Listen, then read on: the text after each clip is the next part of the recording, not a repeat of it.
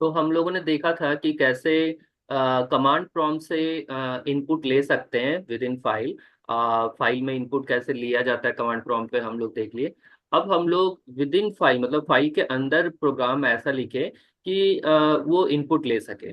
तो यहाँ पे इनपुट लेने का जो तरीका है वो एक तरीका तो मैंने बता दिया, पर ये तरीका सफिशिएंट नहीं है क्योंकि ये कमांड लाइन पे ही सिर्फ इनपुट ले सकते हैं। इसके बाद जो है ना, उसको बोलते हैं आईओ सिस्टम। तो हाँ इनपुट आउटपुट स्ट्रीम बोलते हैं यहाँ पे। ठीक है, स्ट्रीम का मतलब ही होता है sequence of byte travelling from source to destination, हाँ है ना। सीक्वेंस ऑफ हाँ। Byte travelling, sequence of byte, और you can byte. Say bytes, क्योंकि एक बाइट तो ट्रेवल नहीं करेगा, बहुत सारा बाइट्स ट्रेवल करेगा।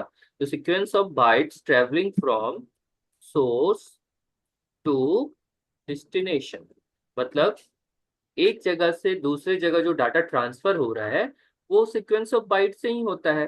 तो यहाँ पर भी जो हम लोग का इनपुट है या आउटपुट है वो सीक्वेंस ऑफ बाइट की तरह ही ट्रेवल करेगा। तो सपोज हम कीबोर्ड से कुछ भी लिखे और वो मेमोरी से होते हुए फाइल में चला जाए या फिर मेमोरी से होते हुए प्रोसेस होते हुए प्रोग्राम में प्रोसेस हो जाए और फिर आउटपुट स्ट्रीम।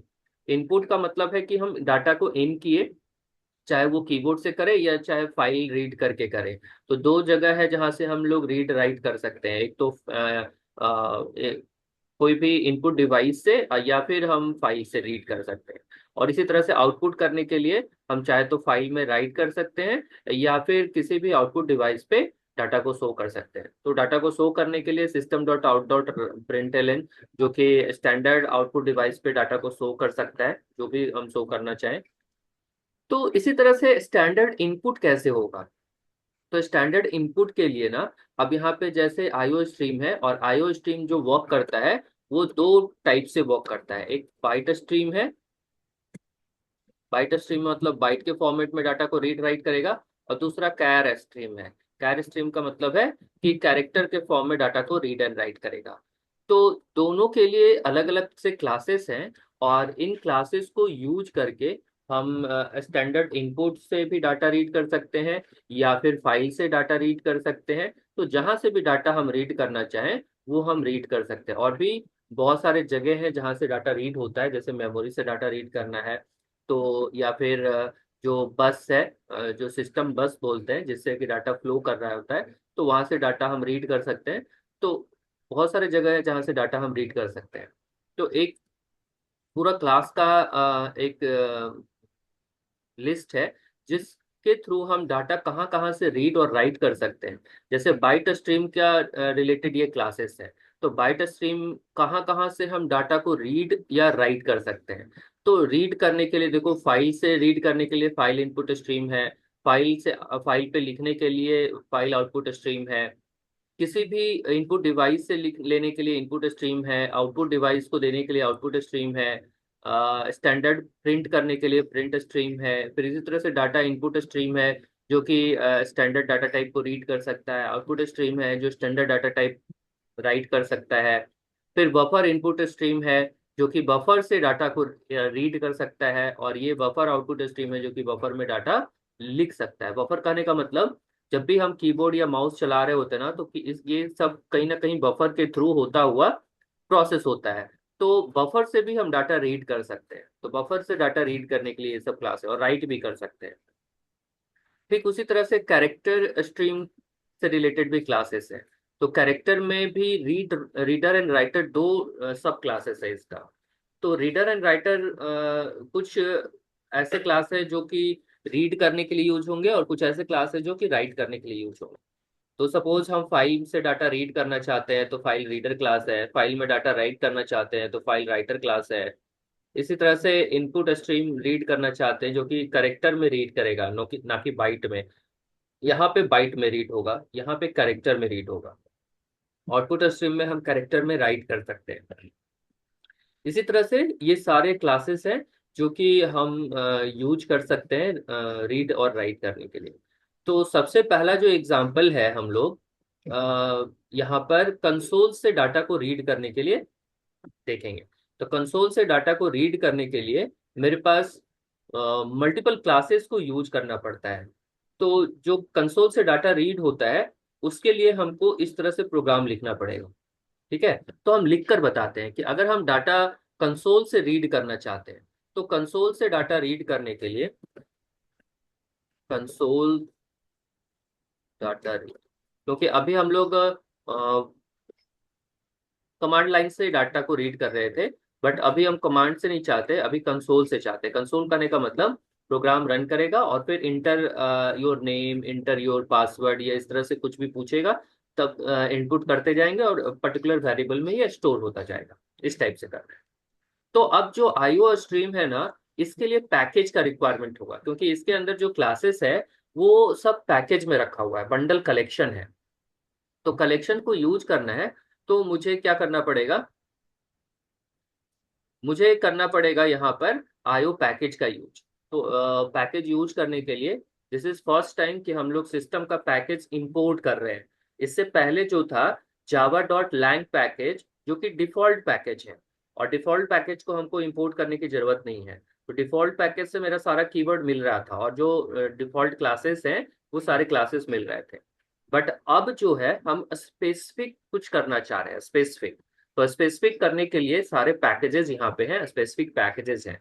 तो यहाँ पे इनपुट आउटपुट के लिए अब मुझे करना पड़ेगा Java dot IO dot asterisk. Asterisk इसलिए लगाते हैं क्योंकि आईओ पैकेज में बहुत सारे क्लासेस हैं। जैसे आपने देखा अभी इतना सारा क्लासेस तो अभी मैंने लिस्ट किया, इससे और भी ज्यादा क्लासेस है। ये तो वो सारे क्लासेस मैंने लिस्ट करवाया जो कि इम्पोर्टेंट है। इसमें से कुछ कुछ क्लासेस मैं यूज करके अभी आपको दिखाऊंगा। तो ये सारे क्लासेस इंपॉर्टेंट है, इसके अलावा भी बहुत बड़ा लिस्ट है। तो जब हम आईओ हाँ पैकेज को यूज करेंगे तो एस्टिक लगाएंगे, क्योंकि मल्टीपल क्लासेस हम यूज करने जा रहे हैं। अब क्लास डिफाइन करेंगे, क्लास सपोज EX कंसोल, ऐसे करके हम लिखते हैं। आप यहाँ पर एक पब्लिक वॉइड और सपोज हम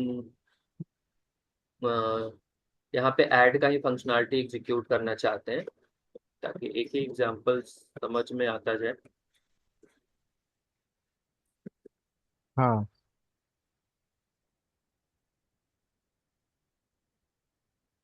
अब आज हम फंक्शन रिटर्न टाइप थ्रू बनाते हैं, वॉइड नहीं रखते हैं, रिटर्न करते हैं, और रिटर्न एक आइडेंटिटी वैल्यू ले लेते हैं। तो विथ रिटर्न विथ पैरामीटर वाला फंक्शन हम लोग बना रहे हैं। और यहाँ पे हम डायरेक्टली लिख सकते हैं रिटर्न, हाँ रिटर्न A+B, ऐसे। और अब यहाँ पे लिखते हैं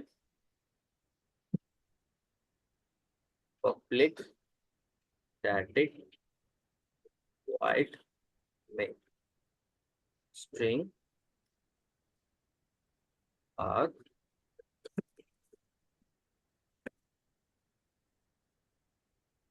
और अब देखो, ये जैसे हम लोगों ने एक्सेप्शन हैंडलिंग पहले बता दिया है, क्योंकि अब एक्सेप्शन हैंडलिंग के बिना काम नहीं हो सकता है। तो एक्सेप्शन हाँ हैंडलिंग यहाँ पे करना पड़ेगा, क्योंकि जो आईओ पैकेज है ना, इसमें मैक्सिमम क्लास जो है वो चेक एक्सेप्शन के अंदर आता है। तो जैसा मैंने बताया था कि एक्सेप्शन दो टाइप के होते हैं, चेक्ड और अनचेक्ड। तो चेक्ड एक्सेप्शन का मतलब है कि जावा यानी सिस्टम जिसने बनाया है उसने इसको मैंडेटरी कर दिया है कि विदाउट ट्राई कैच ब्लॉक आप इन सारे क्लासेस को यूज नहीं कर सकते। और जितने भी अनचेक्ड क्लास, अनचेक्ड एक्सेप्शंस है, वो यूजर पे छोड़ दिया है कि आपको यूज करना है करिए, नहीं करना है मत करिए। तो अब यहाँ पे क्या होगा कि ट्राई ब्लॉक मुझे लेके चलना पड़ेगा, मतलब अब जो कोड लगेगा वो ट्राई ब्लॉक में ही लगेगा, क्योंकि बिना ट्राई ब्लॉक का अगर हम लिखते हैं कोड तो ये क्या होगा, कंपाइल टाइम एरर देगा, क्योंकि ये सब चेक्ड एक्सेप्शन के अंदर एक्सेप्शन हैंडलिंग लिखा हुआ है। और जब तक हम इसको एक्सेप्शन हैंडल यानी एक्सेप्शन काउंट नहीं करेंगे, तब तक ये क्या करेगा, कंपाइल ही नहीं होने देगा। जावा का ये सबसे बड़ा रूल है कि ये हाँ चेक्ड एक्सेप्शन का जितने भी क्लासेस हैं वो सब आपको कंपाइल टाइम ही हैंडल करना पड़ेगा। तो अब यहाँ पे लिखेंगे आ, वो सारे क्लासेस जो कि कंसोल से रीड करने के लिए, स्टैंडर्ड स्टैंडर्ड डाटा को रीड करने के लिए। तो जो सबसे पहला क्लास है वो है इनपुट स्ट्रीम क्लास।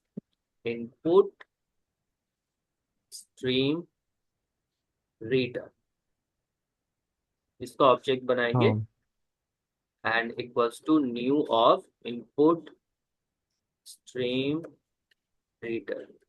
और इसके ब्रैकेट में जाएगा, क्योंकि ये स्टैंडर्ड है, तो सिस्टम डॉट इन, ये सिस्टम डॉट इन से डाटा को रीड करेगा। मतलब जो भी सिस्टम है उससे डाटा को रीड करना है। तो ये पहला क्लास है जिसको हम लोग को यूज करना है। सेकेंड क्लास है बफर रीडर, क्योंकि ये जो रीड करेगा हाँ ना ये बफर में रख देगा। तो दूसरा जो क्लास है बफर्ड रीडर, इसका बी आर ऑब्जेक्ट बनाते हैं और new of buffered reader. Reader. हाँ, और इसका जो पैरामीटर है ये आईएसआर, क्योंकि ये जो डाटा रीड करेगा, देखो ये पूरा रेफरेंस पे चल रहा है। तो एक एक सिस्टम डॉट इन ऑब्जेक्ट है, वो रीड करके डाटा को आईएसआर ऑब्जेक्ट को दे देगा। फिर आईएसआर ऑब्जेक्ट जो है वो डाटा को रीड करके बफर रीडर को दे देगा। और फाइनली हम बफर रीडर से डाटा को ले सकते हैं। तो अब मेरे पास डाटा लेने के लिए तैयार है। तो यहाँ पे तीन क्लास का सीक्वेंस यूज हो रहा है। सबसे पहले इन है, दूसरा है इनपुट स्ट्रीम, और फिर तीसरा है बफर रीडर। तो सिस्टम डॉट इन रीड करेगा, आईएसआर को देगा, आईएसआर रीड करेगा, बीआर को देगा। और फाइनली हम बीआर का एक फंक्शन है रीड लाइन, तो रीड लाइन फंक्शन के थ्रू हम डाटा को फाइनली रीड कर पाएंगे। और जो भी डाटा रीड होगा अगेन कैरेक्टर फॉर्मेट में ही होगा, यानी स्ट्रिंग फॉर्मेट में ही होगा।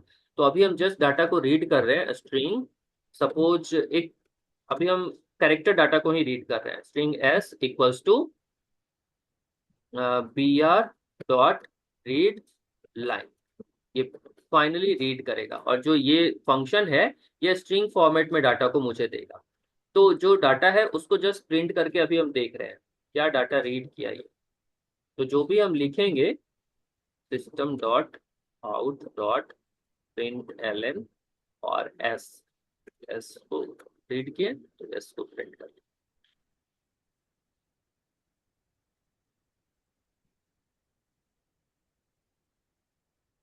ठीक है। हाँ।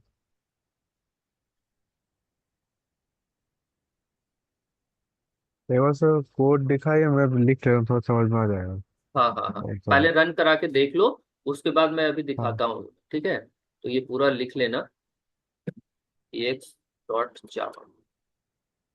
तो अब कंपाइल करते हैं Java C E X console dot Java. Compile हो गया जावा हाँ एक्स कंसोल। तो अब जो है ना कि प्रोग्राम क्या करेगा, अब आपसे इनपुट लेने का इंतजार करेगा। देखिए कर्सर यहाँ पे ब्लिंक कर रहा है, क्या बोल रहा है कि आप इनपुट दीजिए, क्योंकि जब तक आप इनपुट नहीं दीजिएगा ये प्रोसेस नहीं करेगा। तो यहाँ पे सपोज नेम हम इंटर करते हैं, तो जो भी हम इंटर करेंगे वही आउटपुट कर रहा है। तो अब इसको प्रॉपर वे में करते हैं। प्रॉपर वे में करने का मतलब है कि इससे पहले हम क्या बोलते हैं इसको, कि system dot out dot print L N, और यहाँ पे हम मैसेज देते हैं इंटर योर नेम। ठीक है, और ये नेम हाँ में इनपुट करेगा, और फिर यहाँ पे लिखते हैं your name is equals to double quotes plus. ऐसे कस्टमाइज करते हैं ताकि यहाँ पे सही से ये इनपुट दिखे। अब ये देखिए लिख रहा है इंटर योर नेम, और इंटर योर नेम लिखकर कर्सर रुक गया। अब यहाँ पे नाम लिखना है, और जब तक हम इंटर, जो भी लिखना है जितना बड़ा लाइन लिखना है लिखिए, जब तक इंटर नहीं करेंगे तब तक ये आगे प्रोसेस नहीं करेगा। तो मैंने लिखा, इंटर किया, तो ये हाँ जो भी डाटा रीड किया था वो आउटपुट दिखा दिया। ठीक है। अब इसके बाद हाँ लेकिन हम लोगों ने यहाँ पे ऐड फंक्शन बनाया। इस सपोज मुझे ऐड भी करना है, तो ऐड कैसे कर सकते हैं? तो ये जो ऑब्जेक्ट है ना, ये इतना दूर एक ही बार लिखाएगा, बाकी br डॉट रीड लाइन मेरा काम करता जाएगा। मतलब br डॉट रीड लाइन से हम डाटा रीड कर सकते हैं। तो अब हम लिखते हैं यहाँ पे system dot out dot print. Print लिखेंगे तो वो सामने कर्सर ब्लिंक करेगा। प्रिंट एलन का मतलब है लाइन ब्रेक, एलन का मतलब लाइन ब्रेक होता है। तो हम यहाँ हाँ लिखते हैं inter first number. First number input कराते हैं यूजर से, और इसको हाँ। स्टोर कर लेते हैं। इसको स्टोर कर लेते हैं int x = कल कन्वर्ट करने के लिए मैंने बताया था इंटीजर डॉट पास हम्म इंट। पास इंट करेंगे, लिखेंगे br डॉट रीड लाइन। तो ये क्या करेगा? डाटा को रीड करेगा, इंटीजर में कन्वर्ट करेगा, क्योंकि ये जो डाटा रीड कर रहा है ये डाटा स्ट्रिंग फॉर्मेट में है। तो string format to integer convert करेगा और फिर ये एक्स में स्टोर कर देगा। इसी तरह से दूसरे नंबर के लिए, तो दूसरे नंबर के लिए जस्ट हम कॉपी पेस्ट कर रहे हैं। यहाँ पे लिखेंगे इनपुट सेकेंड नंबर, और यहाँ वेरिएबल कर दिए y, और अब ये y का वैल्यू रीड करके लाएगा। और अब हम ऐड फंक्शन को कॉल करना चाहते हैं। तो ऐड फंक्शन को कॉल करने के लिए मुझे ex console ob = new of ex console and then ob dot add, और ये x कॉमा y पास करेंगे तो ये ऐड कर देगा। हम्म बट ऐड करके ये क्या करेगा? रिटर्न करेगा, क्योंकि हम रिटर्न टाइप का फंक्शन बनाए। तो हम चाहे तो टेम्पोररी वेरिएबल में होल्ड कर सकते हैं, या फिर डायरेक्टली इसको आउटपुट दिखा सकते हैं। तो हम डायरेक्टली आउटपुट ही दिखा देते हैं, हम होल्ड नहीं करेंगे कहीं पे। जरूरत पड़ेगा तो होल्ड कर सकते हैं, अभी जरूरत नहीं है तो होल्ड नहीं करेंगे। तो अब देखो ये प्रॉपर हाँ वे में एक प्रोग्राम जैसे एग्जीक्यूट होना चाहिए। स्पेलिंग गलत है ना इंटीजर का,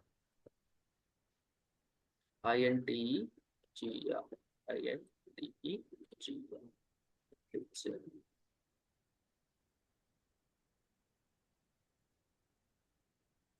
तो ये तो पहले नाम वाला है, तो नाम लिख दें।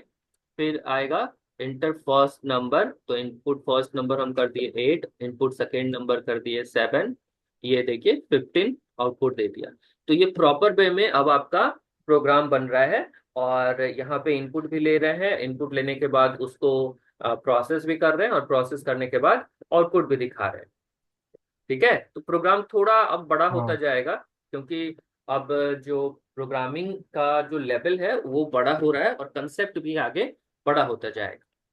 तो यहाँ पे हाँ हम लोग एक्सेप्शन थ्रो नहीं किए हैं। एक्सेप्शन आएगा तो क्या होगा? एक्सेप्शन आएगा तो हम थ्रो भी कर देते हैं, क्योंकि मुझे पता चलना चाहिए एक्सेप्शन आया। अभी तो मैंने कुछ ऐसा लिखा नहीं जिससे एक्सेप्शन आए, बट अगर कोई भी गलती हो तो एक्सेप्शन आए तो वो प्रिंट हो जाए। तो ये लाइन जरूर लिखेंगे हम लोग, ताकि जब भी एक्सेप्शन थ्रो हो तो यहाँ पे उसका आउटपुट मुझे दिखे और मुझे पता लगे कि आखिर क्या एक्सेप्शन आया है। अदरवाइज प्रोग्राम में लॉजिकली सब कुछ सही है तो एक्सेप्शन नहीं आएगा, और अगर सब कहीं भी कुछ भी लॉजिकल मिस्टेक होगा तो एक्सेप्शन आएगा। और दूसरा, क्योंकि ये दोनों क्लासेस चेक्ड एक्सेप्शन के अंदर लिखे हुए हैं, हाँ, दो classes, system dot in without exception भी काम करेगा, बट इनपुट स्ट्रीम रीडर और बफर रीडर विदाउट एक्सेप्शन काम नहीं करेगा। तो इन दोनों के लिए मुझे ट्राई ब्लॉक लगाना ही पड़ेगा। ठीक है, हाँ। लिखना चाहते हो तो लिख लो प्रोग्राम को। तो ये जो था तुम्हारा, ये स्टैंडर्ड इनपुट लेने का तरीका है, जो कि हम प्रोग्राम रन करेगा और इनपुट देते जाएंगे, और प्रोग्राम उस हिसाब से प्रोसेस करेगा और एग्जीक्यूट करता जाएगा। क्लियर? तो इस हाँ तरीके से अब बहुत सारा प्रोग्राम जो आप पहले बनाए थे जिसमें कि स्टैटिक वैल्यू रखे थे हम लोग, या फिर कल जो बनाए थे उसमें कमांड लाइन पे हम लोग जो इनपुट लिए थे, अब वो सारा प्रोग्राम आप स्टैंडर्ड इनपुट से बनाने का कोशिश करोगे। वैल्यू आया, उसके बाद ऐड फंक्शन को कॉल किए, सब्ट्रैक्ट फंक्शन को कॉल करेंगे, डिवाइड फंक्शन को कॉल करेंगे, मल्टीप्लाई फंक्शन को कॉल करेंगे। तो इस तरह से मल्टीपल फंक्शंस बना रहेगा, इनपुट आया और हम जिस भी फंक्शन को कॉल करना चाहते हैं कॉल कर सकते हैं। तो आप कोशिश करोगे आगे जो भी प्रोग्राम बनाए वो डायनेमिक हो, फुल डायनेमिक, और स्टैंडर्ड इनपुट को यूज करें। ठीक है। हाँ।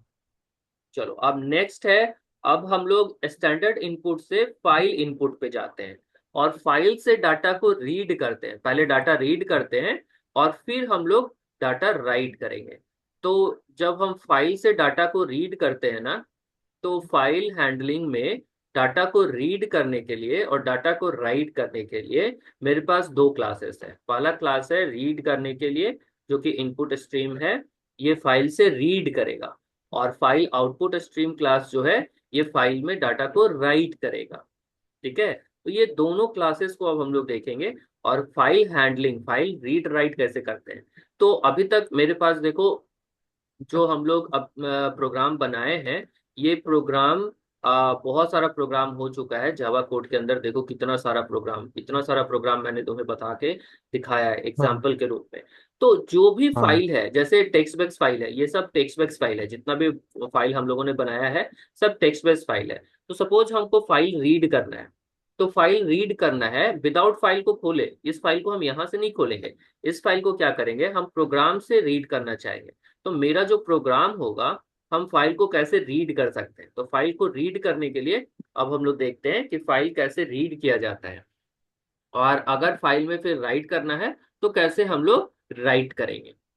तो सबसे पहले import java.io.asterisk, और यहाँ पे लिखेंगे क्लास ex फाइल रीड। तो हम फाइल को रीड करने के लिए पहले लिख रहे हैं, और यहाँ पे हम फंक्शन बना लेते हैं पब्लिक वॉइड फाइल रीड, और यहाँ पे एक्स लगा देते हैं क्योंकि हो सकता है ये फंक्शन पहले से बना हुआ हो। और फाइल को रीड करना है, तो फाइल को रीड करने के लिए डेफिनेटली अगेन मुझे ट्राई कैच ब्लॉक लगाना पड़ेगा, क्योंकि ये सब चेक एक्सेप्शन है। चेक एक्सेप्शन का मतलब ये है कि मुझे एक्सेप्शन हैंडलिंग करके चलना होगा। तो ट्राई ब्लॉक और followed by catch block.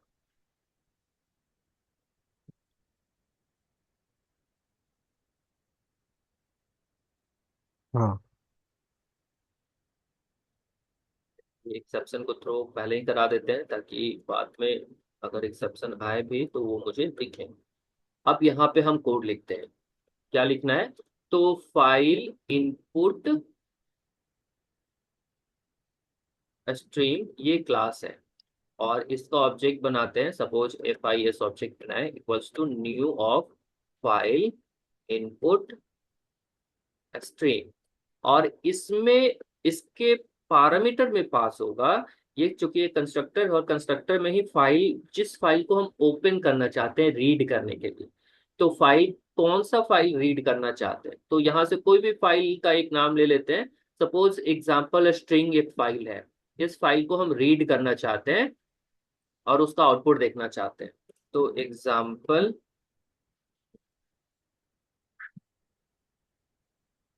Example string dot जावा ये फाइल है मेरा, जिसको कि हम रीड करना चाहते हैं। तो रीड करने के लिए ना, क्योंकि ये स्ट्रिंग क्लास है, और स्ट्रिंग क्लास क्या करेगा, बाइट बाय बाइट रीड करेगा। तो बाइट बाय बाइट रीड करने का मतलब है, सपोज हम इस फाइल को ओपन करते हैं यहाँ पे और समझने के लिए। तो बाइट बाय बाइट रीड करने का मतलब है कि पहले सी रीड करेगा, फिर एल करेगा, फिर ए करेगा, फिर एस करेगा, ऐसे बाइट एक एक बाइट रीड करेगा। और बाइट रीड करते करते करते एंड ऑफ फाइल जाएगा, मतलब लास्ट में बाइट रीड करेगा। तो ये क्या करेगा, बाइट जो रीड करेगा, क्योंकि बाइट है, तो बाइट जो रीड होगा वो एस्की फॉर्मेट में होगा। दिखाते हैं अभी तुमको कि अगर हम यहाँ पे लिख दें system dot out dot print, और यहाँ पे लिखे एफ आई एस, और इसका फंक्शन जो होता है रीड के लिए वो F I S dot read होता है। तो अगर हम सिंपली इतना लिखकर एग्जीक्यूट कराएं तो क्या आउटपुट आएगा।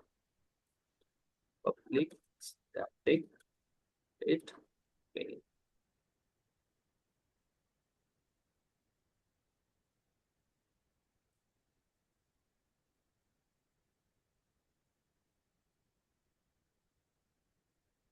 एक्स हाँ।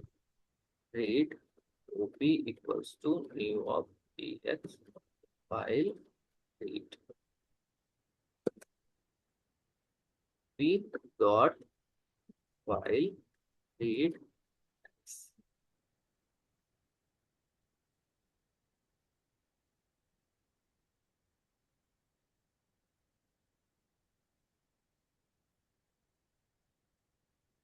फाइल कराते हैं ex file read dot java। हाँ,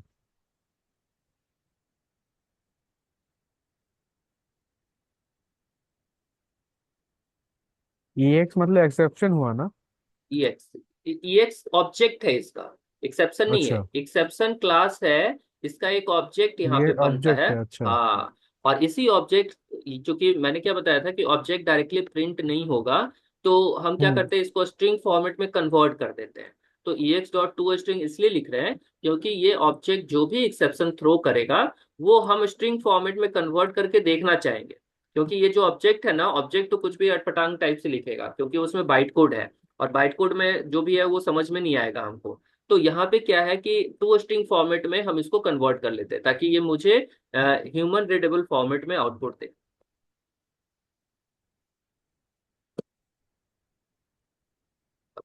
नोट फाइंड और load main class x file read. नाम हम गलत कर रहे हैं क्या?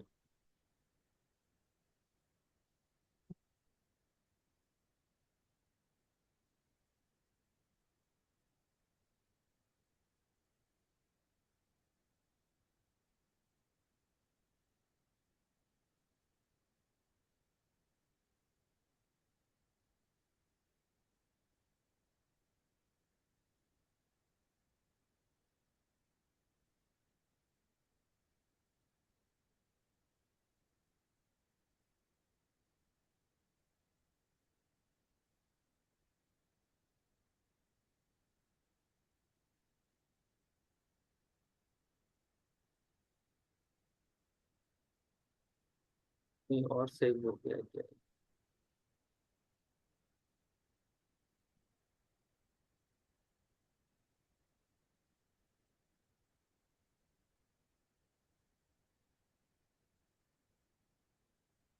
जावा सी, हाँ, Java C X file read dot Java. हाँ,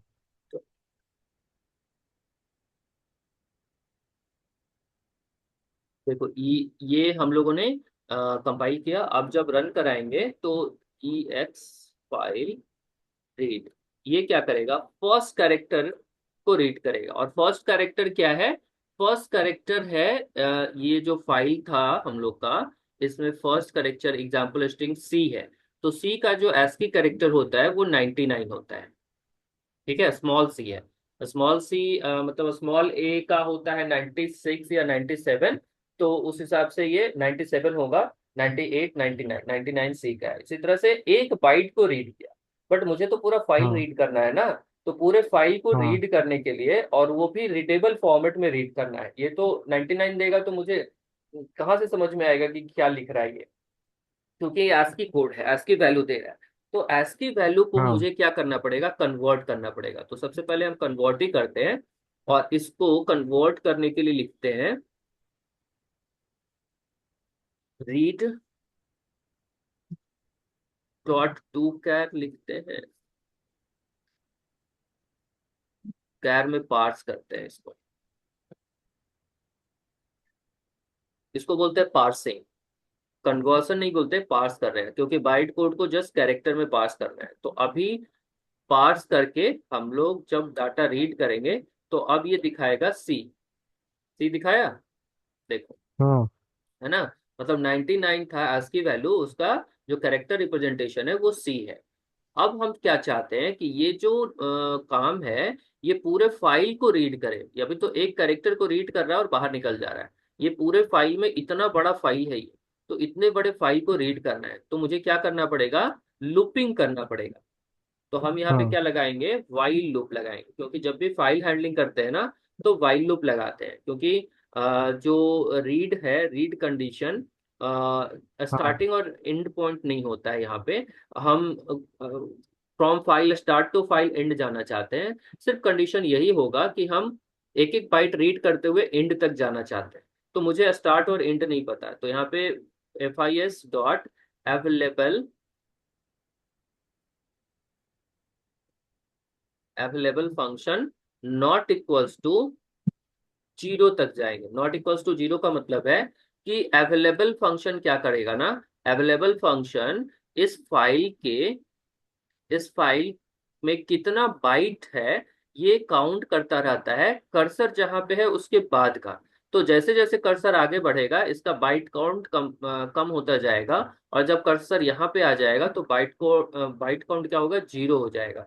तो इसीलिए यहाँ पे मैंने जो कंडीशन लगाया, ये क्या लगाया, नॉट इक्वल्स टू जीरो लगाया। मतलब जब तक ये नॉट हाँ इक्वल्स टू जीरो है तब तक फाइल को रीड करते जाना है।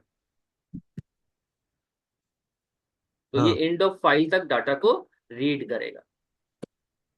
सी, पूरा फाइल जो भी था ये पूरे फाइल के डाटा को रीड करके और मुझे शो कर रहा है ना। हाँ तो इस तरीके से हम फाइल रीड करते हैं। तो फाइल, कोई भी फाइल होगा नोटपैड पे, टेक्स्ट पे कोई भी फाइल होगा वो भी रीड कर देगा। अगर हम बाइट कोड का फाइल दे, यानी जो भी फाइल है ये सारे फाइल को रीड कर सकता है। बट एक पर्टिकुलर फॉर्मेट के फाइल को, जैसे कि अगर हम MP3 रीड कर रहे हैं, तो MP3 जब रीड करेंगे तो उसमें जो ये आउटपुट देगा मुझे, वो मुझे समझ में नहीं आएगा, क्योंकि MP3 का जो कोडिंग इनकोडिंग होता है वो डिफरेंट होता है। तो फिर हाँ उसके लिए क्या है कि इनकोडिंग डिकोडिंग सिस्टम भी लगाना पड़ सकता है। तो अभी उतना दूर नहीं जाते हैं, सिंपल फाइल हैंडलिंग समझते हैं कि अगर कोई टेक्स्ट फाइल है तो टेक्स्ट फाइल को ये आसानी से रीड कर सकता है, और अगर टेक्स्ट फाइल में राइट करना है तो राइट भी कर सकते हैं। जैसे कि अभी हम लोगों ने फाइल में रीड करा, तो जो भी फाइल का नाम देंगे, सपोज ये तो मैंने स्टैटिक बना दिया ना, अब मैं डायनेमिक इसको करता हूँ। डायनेमिक करने का मतलब कि ये जो फाइल नेम है हम यूजर से इनपुट ले लेते हैं, और इनपुट लेने के बाद ये फाइल को रीड करे तो वो ज्यादा इंटरेस्टिंग होगा, होगा ना। क्योंकि अभी तो ये हाँ स्टैटिक है, और स्टैटिक में क्या कर रहे हैं कि फिक्स कर दिया फाइल का नाम, बट हम नहीं चाहते फिक्स। अब क्या करते हैं, अब देखो, ये थोड़ा सा प्रोग्राम को मॉडिफाई कर रहे हैं, स्ट्रिंग और यहाँ पे एफ नेम लिखते हैं, और एफ नेम को यहाँ पे पास कर देते हैं।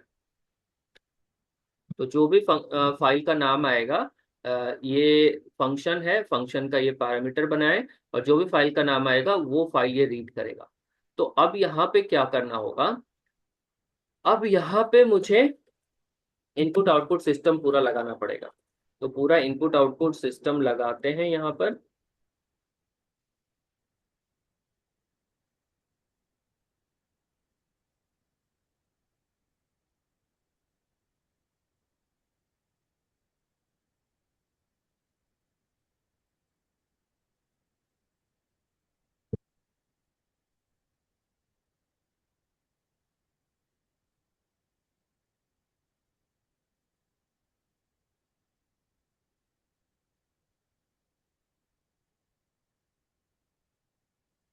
तो वो स्ट्रिंग, कुछ लाइन तो कुछ समय लिखने के बाद ना खुद से याद हो जाता है। तो जैसे हाँ जैसे प्रोग्राम प्रैक्टिस करोगे ना बहुत सारा कोड तो याद होता चला जाएगा।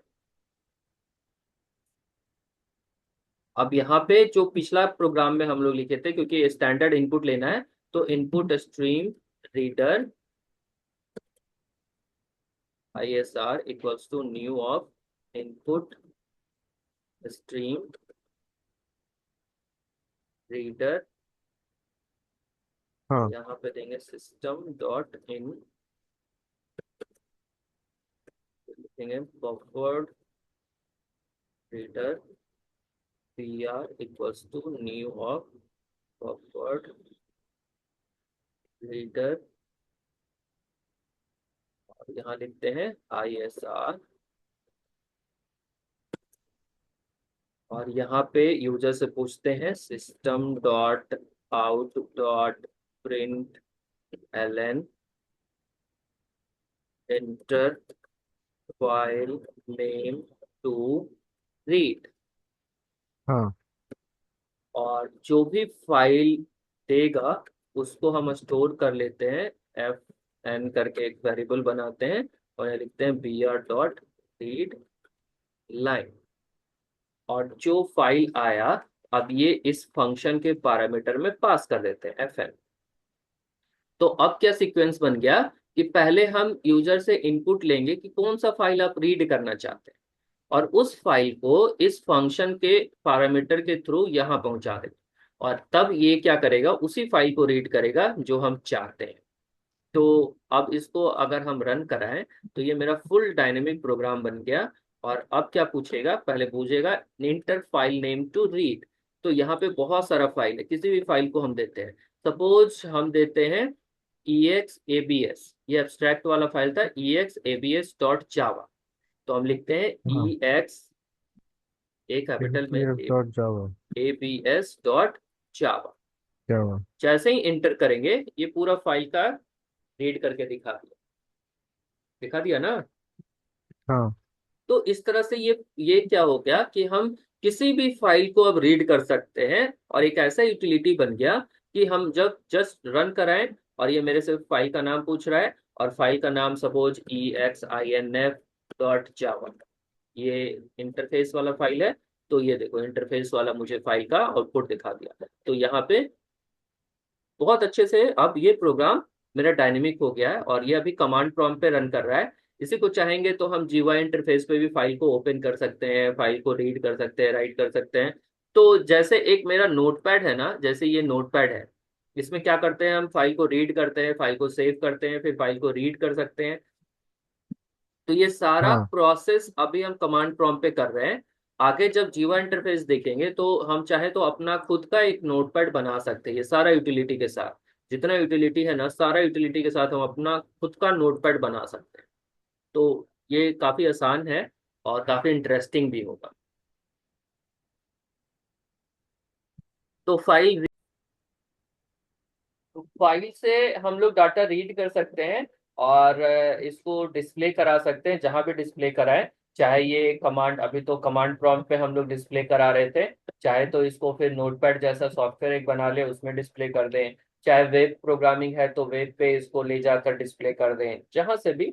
जैसे आप वेब पे जावा का कोड लिखते हो ना, और सेव भी कर लेते हो, तो उसी तरह से आप चाहो तो अपना वेबसाइट बनाओ, और उसमें फिर रीड राइट फंक्शनलिटी को यूज करके फाइल यूजर से रीड लिखवा के कंपाइलर को भेज सकते हो, कंपाइल होके फिर आएगा, सेव कर सकते हो। फिर नेक्स्ट टाइम जब यूजर आए और अपना पुराना फाइल को खोलना चाहे तो खोल के देख सकता है। तो ये पूरा फाइल रीड वाला फंक्शनलिटी हम लोग देख लिए। अब फाइल में राइट कैसे करेंगे, तो फाइल में राइट करने का आप देखते हैं।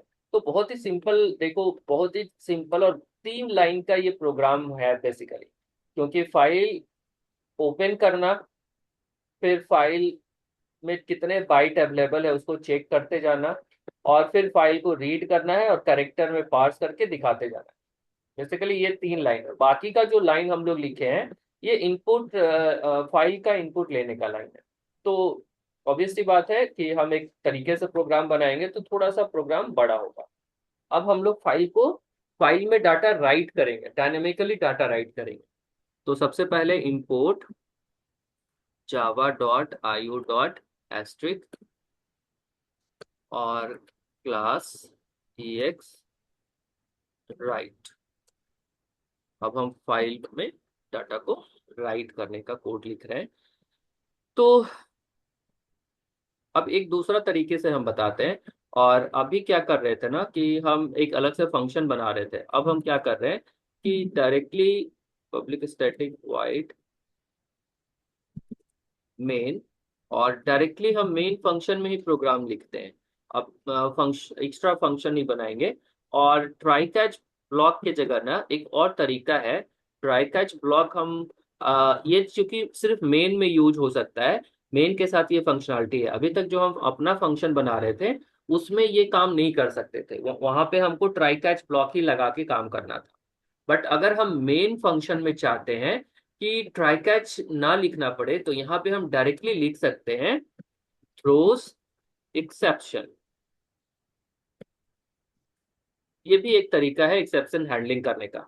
तो ये शॉर्टेस्ट वे है एक्सेप्शन हैंडलिंग का। शॉर्टेस्ट वे करने का मतलब है कि हम ट्राई कैच और फिर एक्सेप्शन क्लास का ऑब्जेक्ट बनाते थे और फिर आउटपुट दिखाते थे। तो अभी हम क्या कर रहे हैं कि पूरे मेन फंक्शन को ही एक्सेप्शन हैंडल कर रहे हैं, और मेन फंक्शन के साथ ये फंक्शनलिटी हमको पहले से मिला है, सो दैट कि हम ये काम इजिली कर सके। तो अगर मेन फंक्शन में मुझे ट्राई कैच लगाना है, तो हम ट्राई कैच ब्लॉक ना लिख कर हम क्या कर सकते हैं, पूरे मेन फंक्शन को ही एक्सेप्शन हैंडल कर दिए। तो हम क्या लिखते हैं, थ्रोज एक्सेप्शन। तो इसके अंदर जितने भी टाइप का एक्सेप्शन होगा वो सारा एक्सेप्शन को ये थ्रो कर सकता है। तो ये शॉर्टेस्ट वे है। तो ये भी याद रखना चाहिए। ये मैंने नहीं बताया था, इसलिए मैंने सोचा कि ये एग्जाम्पल हम थ्रोज एक्सेप्शन के थ्रू ही आपको बताएं। अब हम फाइल राइट कर रहे हैं, तो फाइल आउटपुट स्ट्रीम क्लास का object, file output stream class का ऑब्जेक्ट बनाएंगे एफओएस, और इसका new of file out output stream. और यहाँ पे, अब यहाँ पे दो सरकमस्टांसेस हो सकता है। एक, कि वो फाइल पहले से मेरा यहाँ बना हुआ हो, तो हम उस फाइल में कुछ भी लिखने का भेज सकते हैं, और वो क्या करेगा, फाइल को ओवरराइट कर देगा। ओवरराइट करने का मतलब है कि फाइल का जो पहले का कंटेंट होगा वो डिलीट हो जाएगा, और जो अभी भेजेंगे वो लिख देगा। और सपोज हम यहाँ पे कोई नया नाम देते हैं जो फाइल यहाँ पे नहीं बना हुआ है, तो ये क्या करेगा, फाइल क्रिएट करेगा और फिर उसमें लिखेगा। तो यहाँ दो चांसेस है। अगर फाइल पहले से है तो उसका कंटेंट को डिलीट करेगा, और जो अभी भेजेंगे वो कंटेंट को राइट कर देगा। और दूसरा है कि अगर हम नया फाइल बना रहे हैं, सपोज हम abc.txt ये फाइल बनाना चाहते हैं, तो ये फाइल अगर पहले से मौजूद होगा तो इसको ओवरराइट करेगा, अगर फाइल नहीं होगा तो इस फाइल को क्रिएट करेगा। तो दो चांसेस यहाँ पे राइट हो रहा है। अब फाइल में क्या लिखना है वो स्ट्रिंग फॉर्मेट में हम ले लेते हैं। सपोज स्ट्रिंग में हम s इक्वल्स टू लिखना चाहते हैं, this is file write operation from file handling. Suppose ये कंटेंट है जो हम फाइल में राइट करना चाहते हैं। तो चूंकि ये स्ट्रिंग क्लास है, स्ट्रिंग का मतलब ही मैंने बताया था कि बाइट फॉर्मेट में और कैरेक्टर फॉर्मेट दो तरीके से लिख सकते हैं। तो ये स्ट्रिंग है तो बाइट फॉर्मेट में ही लिखेगा। तो ये जो टेक्स्ट है ना, इसको बाइट फॉर्मेट में कन्वर्ट करना पड़ेगा। ये डायरेक्टली हम एस को राइट नहीं कर सकते, मुझे क्या करना पड़ेगा, बाइट में कन्वर्ट करना पड़ेगा। तो बाइट में कन्वर्ट करने के लिए मुझे क्या करना पड़ेगा, बाइट का एक एरे बनाना पड़ेगा। बाइट का array B equals to S dot get bytes करके एक फंक्शन है।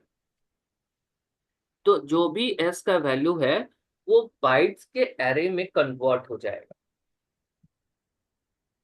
और देन हम इसको राइट कर सकते हैं F O S dot write, और बी को हम भेजेंगे तो ये राइट कर देगा। तो ये एकदम सिंपल सा फंडा है राइट करने का। तो हम यहाँ लिख सकते हैं ई एक्स राइट डॉट जावा, और इसको कंपाइल करते हैं, Java C E x right dot जावा।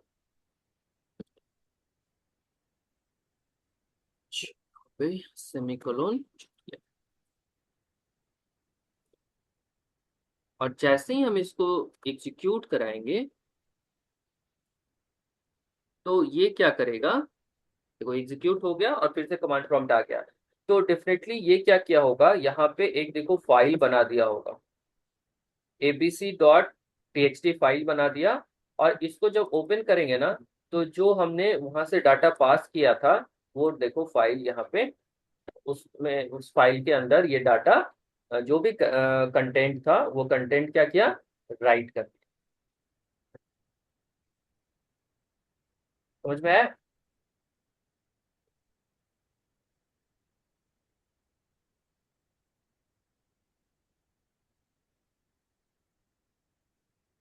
क्लियर है ये?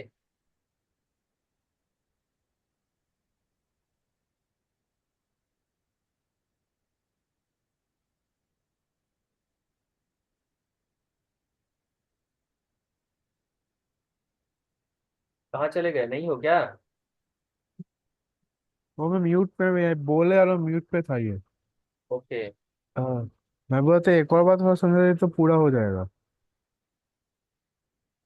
देखो, ये क्या कर रहे हैं हम लोग, फाइल आउटपुट स्ट्रीम क्लास का एक ऑब्जेक्ट बना रहे हैं, और इसके कंस्ट्रक्टर में उस फाइल का नाम पास कर रहे हैं जिस फाइल में हम डाटा लिखना चाहते हैं। अगर ये फाइल पहले से होगा तो इस फाइल का डाटा ओवरराइट हो जाएगा, मतलब पहले जो था वो डिलीट हो जाएगा और अब नया जो भी हम भेजेंगे वो राइट हो जाएगा। और अगर ये फाइल पहले से नहीं है तो ये क्या करेगा, फाइल क्रिएट कर देगा। दूसरा लाइन लिखा हुआ है कि जो भी डाटा हम राइट करना चाहते हैं उसको पहले हम स्ट्रिंग फॉर्मेट में स्टोर कर लें। तो ये स्ट्रिंग फॉर्मेट में हम स्टोर कर लिए। अब क्या होगा कि चूंकि ये स्ट्रिंग क्लास है तो बाइट फॉर्मेट में ही ये डाटा लेगा हमसे, स्ट्रिंग फॉर्मेट में नहीं लेगा, कैरेक्टर फॉर्मेट में नहीं लेगा। तो हम क्या कर रहे हैं, हम्म। एक बाइट का एरे बनाए equals to S dot get bytes. ये गेट बाइट फंक्शन क्या करेगा, जो भी स्ट्रिंग का वैल्यू है इसको बाइट के एरे में कन्वर्ट कर देगा। और फिर फाइनल ऑपरेशन एफओएस, जो कि ऑब्जेक्ट है जिसमें कि ये वाला फाइल ओपन हो रखा है, उसमें डाटा राइट करना है। तो राइट फंक्शन और बाइट का array in the function bracket. तो जैसे ही इसको पास किए, रन कराए, यहाँ पे रन करा दिए। अब रन कराने के बाद जब आएंगे तो ये क्या करेगा, देखो एबीसी नाम का एक फाइल क्रिएट कर दिया, और ये एबीसी फाइल यहाँ पर जो भी डाटा हम लोगों ने भेजा था वहां से वो सारा का सारा डाटा यहाँ पे राइट हो गया। क्लियर? हाँ। तो इस तरह से हम फाइल में डाटा राइट कर सकते हैं। अब इसका क्या करना है ना, क्योंकि इससे पहले मैंने जो एग्जांपल दिखाया था उसमें मैंने डायनेमिकली प्रोग्राम को एग्जीक्यूट कराया और यूजर से पूछा कि अब फाइल का नाम बताओ, और जो भी फाइल का नाम बताएगा वो फाइल वो रीड कर रहा था। तो इन द सेम वे अब आपको क्या करना है कि यूजर से फाइल का नाम पूछना है। आस्क यूजर, हम्म। एक ऐसा प्रोग्राम बनाओगे जिसमें आस्क यूजर फाइल नेम, तो ये फाइल क्रिएट करेगा राइट करने के लिए। और आस्क हाँ। User file content to be write, और ये क्या करेगा, उस फाइल में इस कंटेंट को राइट करेगा। तो ये जो कंटेंट है ये राइट करेगा, right content given by user. तो जो भी यूजर कंटेंट देगा वो राइट होगा। तो ये प्रोग्राम को फुल फुल डायनेमिक बनाना है, बन जाएगा ना? हाँ। कोशिश करो, बन जाना चाहिए। तो इस तरीके से हम क्या कर सकते हैं, इस तरीके से हम स्टैंडर्ड इनपुट ले सकते हैं, किसी भी फाइल को रीड कर सकते हैं, और किसी भी फाइल में राइट कर सकते हैं। तो ये आज तीन कंसेप्ट आपने सीखा जिसके थ्रू हम फाइल, स्टैंडर्ड इनपुट डिवाइस से डाटा रीड करना, फाइल से डाटा रीड करना, फाइल में डाटा राइट करना, ये सारा कंसेप्ट आपको समझ में आ गया होगा। और इससे रिलेटेड जो क्वेश्चंस हैं वो